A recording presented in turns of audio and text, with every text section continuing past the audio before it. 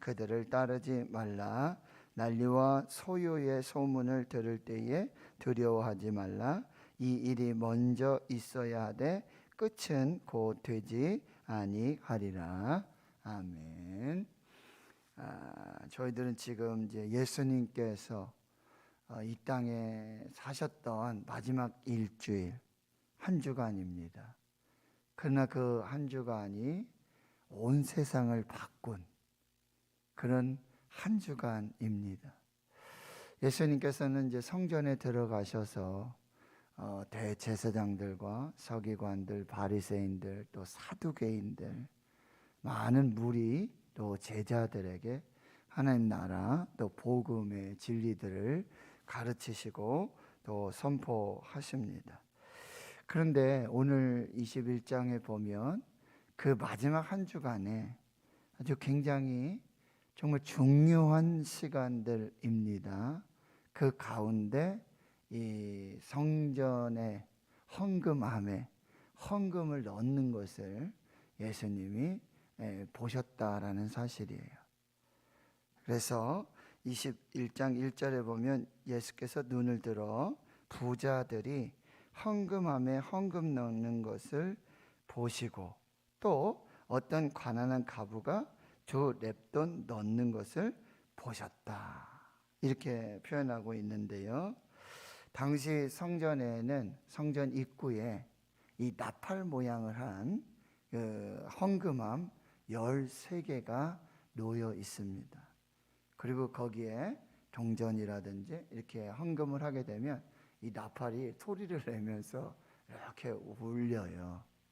그러니까 누가 헌금을 하는지 그것이 이렇게 잘 드러나는 거예요. 시각적으로도 그러고 청각적으로도 그런 모습을 볼 수 있고, 헌금의 어떤 종류라고 할까요? 11조를 드리고, 그리고 성전의 관리 유지 보수비의 목적으로 성전세를 드리고요.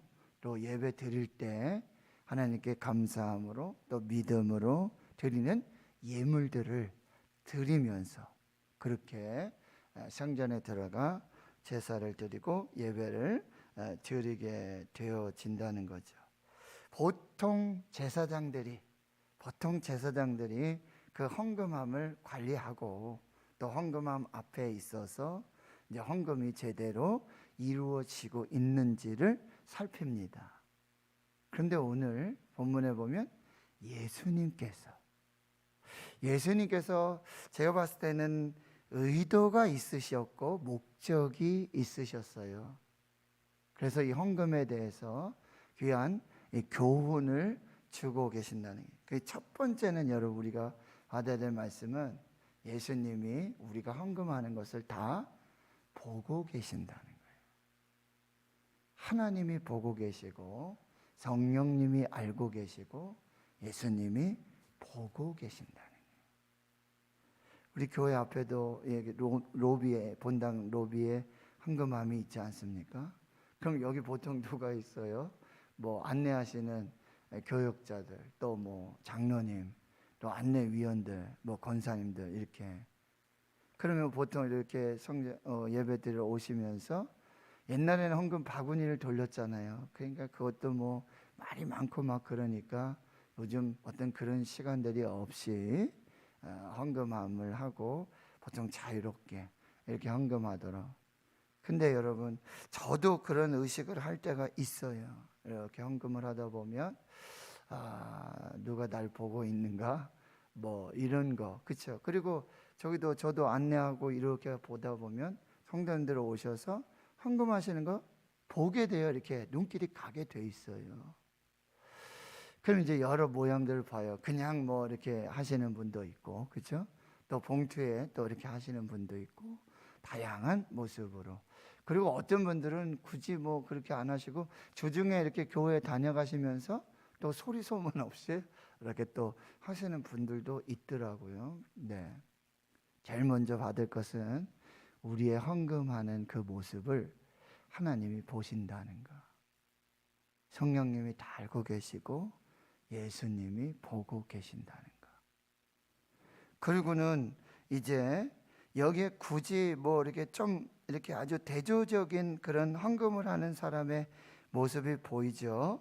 어떤 사람이냐면 부자들이 헌금하는 걸 또 보시고, 그리고 여기 가난한 과부라고 했어요.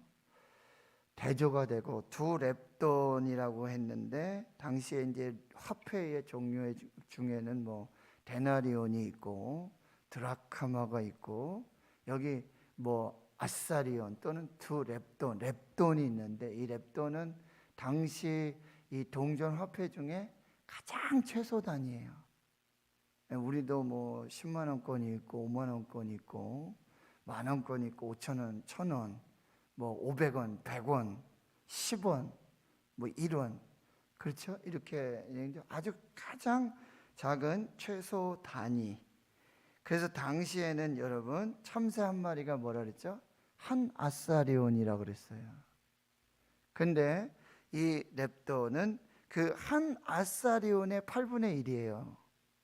참새 한 마리 사는 가격의 8분의 1. 그러니까 두 렙돈이니까 참새 한 마리 사는데 한 4분의 1 정도 되는 아주 작은, 정말 부자하고 비교해 봤을 때 여기 부자가 얼마 했는지는 여러분 나와 있지 않잖아요. 부자가 얼마 했는지는 안 나와 있고, 근데 가난한 과부가 얼마 했는지는 또 적혀 있어요, 성경에. 예수님이 아주 정확하게, 뭐 우리가 짐작을 해봤을 때 분명히 많은 차이가 났겠죠. 차이가 났겠죠. 그렇다면 여러분, 예수님이 보고 계시는데 예수님이 보는 것은 헌금의 양과 크기가 아니라는 사실이죠. 누가 많이 하고 누가 적게 하는 것을 굳이 말씀하는 것이 아니라는 거예요. 부자는 지금 얼마 했는지 전혀 금액이 나와 있지 않고, 과부는 최소 단위의 두 렙돈 했기 때문에 예수님이 이렇게 크기를 보시고 양을 보시는구나, 이렇게 오해할 수 있지만 그걸 나타내주는 단위나 이 구분은 아니라는 사실이에요. 예수님의 말씀을 보면 우리가 분명하게 알 수 있어요. 3절 4절을 보세요. 내가 참으로 너에게 말하노니 이 가난한 과부가 다른 모든 사람보다 많이 넣었다. 여기 많이 넣었다라는 표현을 써요. 지금 보세요. 두 렙돈, 아주 가장 작은 양이죠. 액수로는 가장 작아요. 근데 예수님은 뭐예요? 가장 많이 넣었다 그랬어요. 모든 사람보다. 그러면 예수님이 이게 다 보셨는가? 거기 앉으셔가지고 서서 모든 사람보다 많이 넣었다. 이 많이 넣었다라는 얘기는 이 헬라 원어에 보면 양을 의미하기보다는 여기서는 질적인 의미를 말하고 있어요. 질. 양과 여러분 크기는 가장 적었죠. 가장 작았죠. 그런데 예수님이 보시는 것은 얼마를 하고 뭐 액수를 보는 것이 아니라 여기 뭔가 다른 것이 있다는 거죠. 예수님이 평가하시는 기준이 다르고 예수님의 계산 기준이 다르다라고 하는 거예요. 많이 넣었다. 여기 다른 모든 사람보다 많이 넣었다. 4절, 저들은 부자들이겠죠. 또 다른 사람들이겠죠. 그 풍족한 중에서 헌금을 넣었거니와 이 과부는 그 가난한 중에서, 여기도 또 대조가 되죠. 그 풍족한 그리고 가난한, 그리고 자기가 가지고 있는 생활비 전부를 넣었다. 전부. 그렇죠? 자, 우리가 그러면 예수님께서 세상에 있는 동안 마지막 한 주간에 그 바쁘고 정말 너무나 중요한 그 한 주간, 세상을 바꾼 그 한 주간에도 지금 이 헌금에 대한 교훈을 주시는 분명한 의도와 목적이 있다라고 하는 것입니다. 자, 먼저는 하나님이 보시고 예수님이 보시고 성령님이 알고 계신다는 것. 예수님의 평가 기준이 다르고 예수님의 계산 방법이 다르다라고 한다는 것. 그러면 헌금을 드리고 예물을 드린다라고 하는 것은 여러분 하나님의 사랑, 하나님의 은혜에 대한 우리의 믿음의 반응이라고 한다.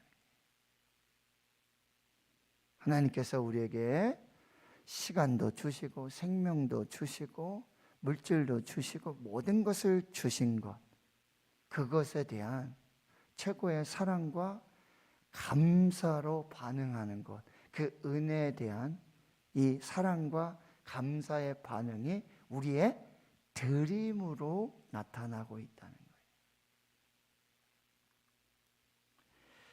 그래서 우리는 하나님께 드릴 때 어떻게 드립니까? 가장 좋은 것을 드려야 되고, 첫 번째 것, 만물, 그렇죠? 그건 또한 가장 귀한 것이 되어져야 하고, 또 우리의 전부를 드림이 되어야 한다라고 하는 것입니다. 그러니까 우리가 드리는 이 예물에는 우리의 마음이 들어가야 돼요. 진실함이 들어가야 되고, 그리고 아나니아 삽비라의 비유를 통해서 알 수 있지만 온전함이 들어가야 한다 라고 하는 것을 우리가 꼭 기억을 해야 됩니다. 얼마를 드리느냐가 중요한 게 아니라, 우리의 액수가 중요한 게 아니라 마음을 드리는 것이 중요하다. 그래서 마태복음의 말씀에 너희 마음에 있는 곳에 너희 보물도 있다 그랬어요. 그럼 우리의 보물을 드림이 우리의 마음을 드림이다. 이 부분들을 우리가 다시 한번 잘 점검해야 되겠다. 그래서 사도 바울은 여러분 고린도후서 9장 말씀을 잠깐 우리 한번 보겠습니다. 고린도후서 9장 6절 이하의 말씀을 한번 찾아보겠습니다. 신약성경 295페이지.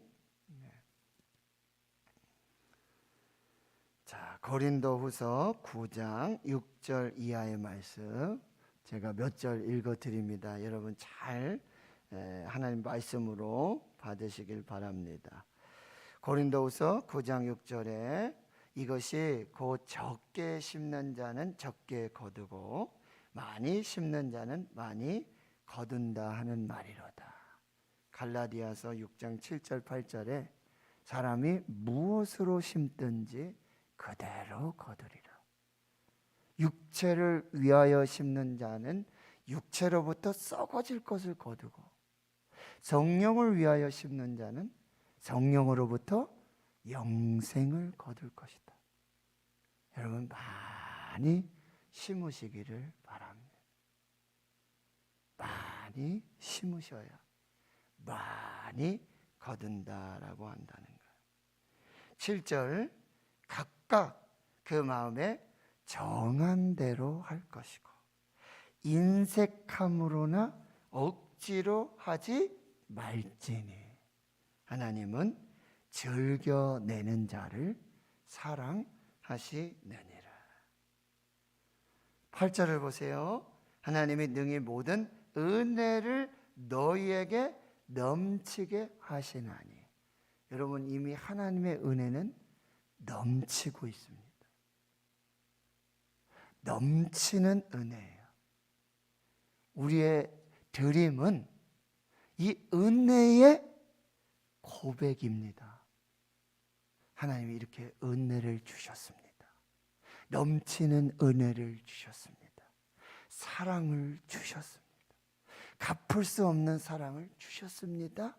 그래서 오늘 찬송했잖아요. 늘 울어도 갚을 게 없어요. 그래서 이 몸밖에 드릴 게 없어요. 자, 우리의 드림은 이 하나님의 넘치는 은혜에 대한 고백과 감사와 사랑이라고 한다. 우리의 드림에 우리의 그것이 담겨져 있고 하나님은 그걸 보시는 거예요. 양의 크고 적은 것이 아니라 진실함과 온전함, 그 은혜를, 그 사랑을 알고 있는지 고백하고 있는지를 보신다라고 하는 거예요. 다시 8절 보시면 하나님이 능히 모든 은혜를 너에게 넘치게 하시나니 이는 너희로 모든 일에 항상 모든 것이 넉넉하여 모든 착한 일을 넘치게 하려 하심이라. 하나님이 우리에게 넘치는 은혜를 주신 것은 하나님께 드리고 또 모든 삶 속에 넘치도록 그리고 착한 일을 하게 하시도록 하시는 하나님의 넘치는 은혜예요. 그 은혜를 계속해서 흘려보내셔야 돼요. 착한 일을 통해서 계속해서 흘려보내는 것. 어떻게 해요? 하나님께 드림으로. 그 교회가 구제하고 전도하고 선교하고 이렇게 헤어진다라고 하는 것입니다.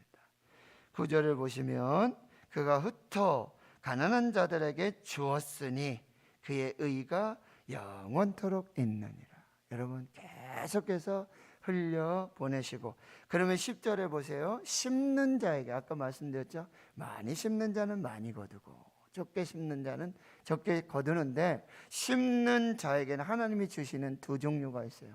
씨도 주시고 먹을 양식을 주신다. 농부들이 여러분 하나님 주신 모든 것을 그냥 다 먹고 다 하는 게 아니죠. 반드시 뭘 남겨야 되죠? 씨앗을 남겨야 되거든요. 그런데 하나님께서는 보세요, 이 심는 자에게 두 가지를 다 주세요. 바로 씨앗과 먹을 양식을 주신다라고 하는 거예요. 그러니까 하나님이 넘치는 은혜는 반드시 우리가 심어서 다시 열매가 되도록 심는 것을 여러분 구별하셔야 돼요. 먹을 것은 풍족하게 주시는 것입니다. 이거 다 내가 먹는 것이 끝나는 게 아니라는 거예요. 심는 자에게 씨와 먹을 양식을 주시는, 너희 심을 것을 주사 풍성하게 하신다. 뭐 심어야지 여러분 먹을 게 있을 거 아닙니까? 심지도 않는데 먼저 심어라. 하나님께 심어라. 천국에 심어라. 그리고는 너의 의의 열매를 더하게 하신다. 11절, 너희가 모든 일에 넉넉하여 너그럽게 연보함은 그들이 우리로 말미암아 하나님께 감사하게 하는 것이라. 하나님 성도 여러분, 우리는 흔히 이거 교회에다가 헌금하면 이거 목사님이 다 가져가는 거 아닌가. 이게 초신자들 그런 오해 많이 하시더라고요. 목사님이 다 쓰는 거 아니냐. 그래서 예수 믿지 않는 분들 저도 이렇게 만나보고 하면은 이렇게 건물 이렇게 보시고요. 목사님 뭐 아주 건물도 크고 뭐 다 이제 목사님 헌금 다 가지고 다 하시는지 이렇게 알더라고요. 그러면서 여기 대구 신흥교회 목사입니다. 그러면 주위 분들이 막 이래요. 뭐 기업한다 뭐 이런 식으로. 하나님께 드리는 겁니다. 예수님께 드리는 겁니다. 그걸 잘 분별하시기를 바라고요. 그 다음에 다시 여러분 누가복음 21장으로 오시면요, 5절부터는 이제 마태복음 24장이라든지 그 다음에 또 마가복음 13장에 이제 아주 집중해서 말씀하시고 기록하신 이 마지막 때 종말에 어떤 일들이 있고 어떤 징조가 있는지를 이제 예수님 설명해 주시는데, 먼저 여러분 5절과 6절을 보시면 어떤 사람들이 성전을 가리켜 그 아름다운 돌과 헌물로 꾸민 것을 말하며 이렇게 하죠. 여러분 이 유대인들, 이스라엘 사람들은 이 성전에 대한 자부심이 대단했습니다. 자긍심이 대단하고요. 이 성전이 정말 하나님의 임재, 그래서 하나님이 은혜 주시고 복 주심의 어떤 상징이고 최후의 보루라고 한다는 어떤 그런 의식이 있었어요. 그 성전에 여러분 화려함들과 웅장함들을 지금 자랑하고 있다라고 하는 거죠. 우리가 무엇을 자랑해야 되겠습니까? 교회의 크기, 어떤 뭘로 지었는지, 어떻게 지었는지, 재질이 뭐고 이것을 우리가 자랑해야 할까요? 그런데 예수님은 뭐라고 말씀하세요? 너희 보는 이것들이 날이 이르면 돌 하나도 돌 위에 남지 않고 다 무너뜨려지리라. 유대인들 이스라엘에게는 엄청난 정말 언어 폭력이에요. 이거는 너희가 그렇게 자랑하고 너희가 이렇게 웅장하게 화려하게 이렇게 치장하고 꾸민 이 성전이 돌 위에 돌 하나도 남지 않고 다 무너뜨리고, 예수님이 말씀하시는 종말의 시작은요, 예루살렘의 멸망입니다. 예루살렘 성전의 파괴로부터 마지막 종말이 시작되고 있어요. 그리고 세상의 종말을 이렇게 말씀해 주신다라고 하는 거예요. 7절에 그들이 물어 이르되 선생님, 그러면 어느 때에 이런 일이 있겠고 이런 일이 일어나려 할 때 무슨 징조가 있겠습니까? 라고 다시 물어보게 되어지는 거죠.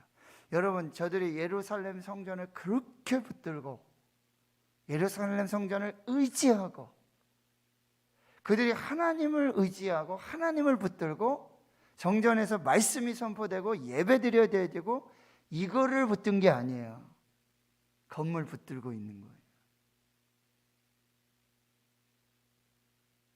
그 화려하고 그 웅장한 그 건물이 자기를 지켜준다고 생각하고 있어요.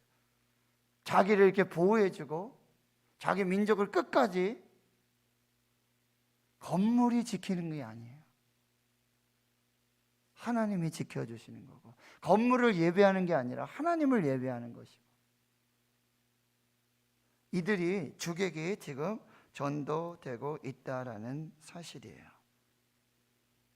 우리에게도 여러분, 교회가, 성전이 우상이 되어서는 안 돼요.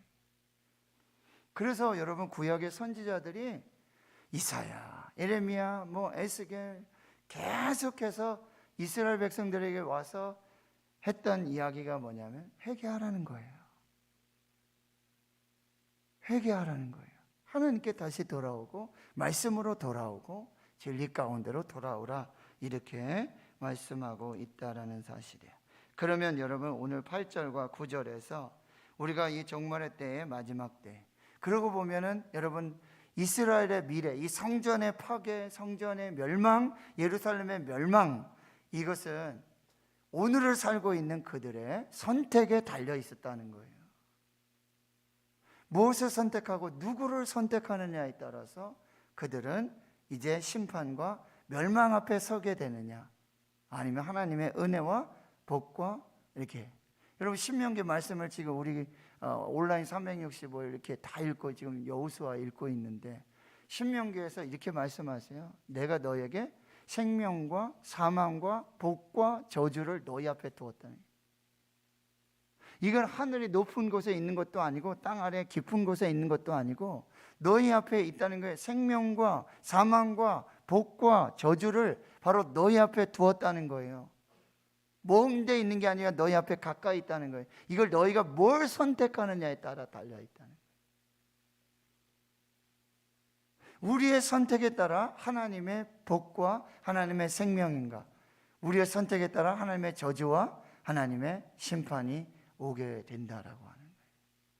여러분, 우리의 미래를 굉장히 많이 이렇게, 근데 우리의 미래는 오늘을 우리가 어떻게 사느냐, 오늘 우리의 선택에 따라 우리의 미래가 반드시 결정돼. 다시 말씀드리면, 그래서 선지자들이 와서 했던 얘기가 회개하라는 거예요. 너희들이 잘못 선택한 것을 회개하라는 거예요. 그냥 예루살렘이 이렇게 멸망하고 돌 위에 돌 하나 남지 않고 이게 그냥 운명이고 예정이고 숙명이 아니라는 거죠. 미래는 단순한 운명론, 예정론, 숙명론이 아니라 오늘 내가 어떻게 사느냐, 내가 하나님 앞에서 어떤 믿음을 가지고 어떻게 살고 있느냐, 무엇을 선택하느냐, 이게 아브라함과 롯의 선택이에요. 롯은요, 너도 먼저 선택해. 네가 좌하면 나 우하고 네가 우하면 나 좌우할게. 다 있잖아. 네가 선택해. 보기에 어때요? 소돔과 고모라는 애굽 땅과 같고 에덴 동산 같았어요. 선택했어요. 근데 그의 선택이 뭐예요? 소돔과 고모라의 멸망이었다. 롯의 선택이.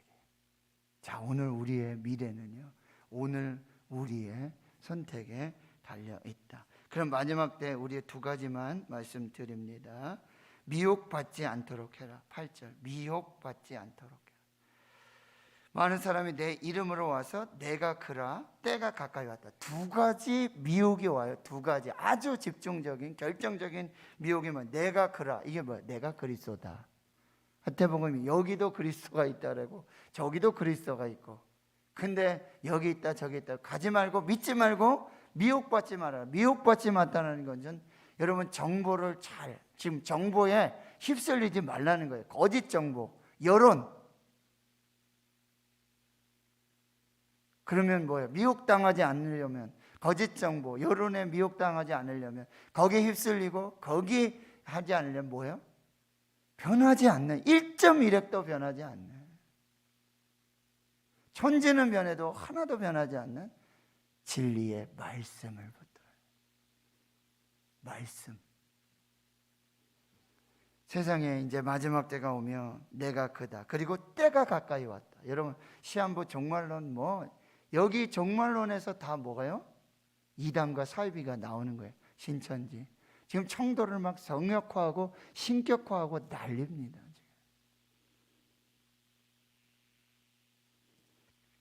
두 가지 여러분, 거짓 정보, 거짓 선지자, 적그리스도, 잘못된 종말론. 유혹받지 말아야 돼요. 미혹받지 말아야 돼요. 거짓 정보에.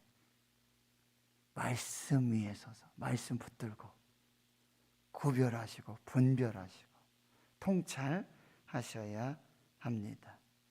그리고 두 번째는 뭐예요? 두려워하지 말아라. 9절에 보면 난리와 소요의 소문이 있을 거예요. 아, 이거 마지막이 왔구나. 종말이로구나. 야, 큰일 났다. 두려워하지 말아라. 두려워하지 말아라. 그런데 우리의 믿음, 우리의 미래, 우리의 선택이 분명하다면, 말씀 위에, 진리 위에 세워졌다면 두려울 게 없어요. 근데 그게 결정되지 않고 그 믿음이 흔들리고 그 신앙이 흔들리다 보면 두려운 거예요. 죽음이 두렵고, 이 난리가 두렵고, 소문이 두렵고. 오늘 두 가지 교훈을 주십니다. 예수님 헌금에 대한 교훈, 그리고 마지막 이 종말에 대한 교훈. 미혹받지 않도록, 그리고 두려워하지 말라라고 하시는 이 말씀들을 또 잘 받으시고 붙잡으시고 주시는 은혜를 또 마음에 새기시고 하나님 앞에 서실 수 있기를 주의 이름으로 축원합니다. 하나님 감사합니다.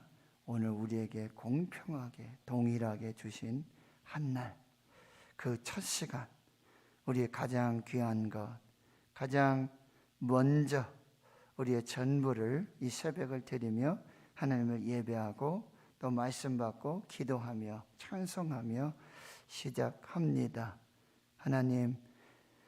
하나님께서 보시고 예수님이 보시는 우리의 예물 드림은 액수의 크고 적음이 아니라, 양이 많고 적음이 아니라, 무엇이 담겨져 있고 무엇을 담고 있는지 진실하게, 온전하게 가장 좋은 것 전부를, 첫 것을 하나님께 드림이 되어지고 있는지, 하나님 억지로 하고 있는지, 정말 욕심을 따라 하고 있는지, 사람 보여주기 위하여 하고 있는지, 하나님 오늘 우리가 무엇을 심든지 그대로 거두게 하신다는 말씀을 또한 붙들고 하나님께 심고 하나님께 드려서 우리 삶에 부어주시는 하나님의 은혜와 축복으로 충만케 해 주시옵소서.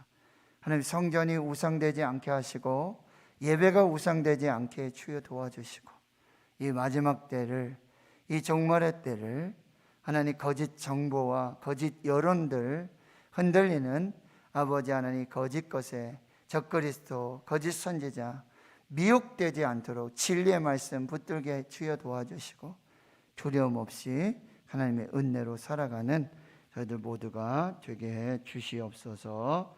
이제는 우리 구주 예수 그리스도의 은혜와 하나님 아버지의 무한하신 사랑하심과 성령의 내주 교통 충만하심이 이제로부터 영원토록 함께 하시옵기를 간절히 축원하옵나이다.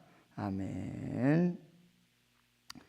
말씀을 또 묵상하시고 기도하시며 또 코로나 여러분 많은 확진자 격리자들 하나님 잘 치유해 주시고 잘 회복할 수 있도록 기도해 주시고 사랑하는 교회 또 주의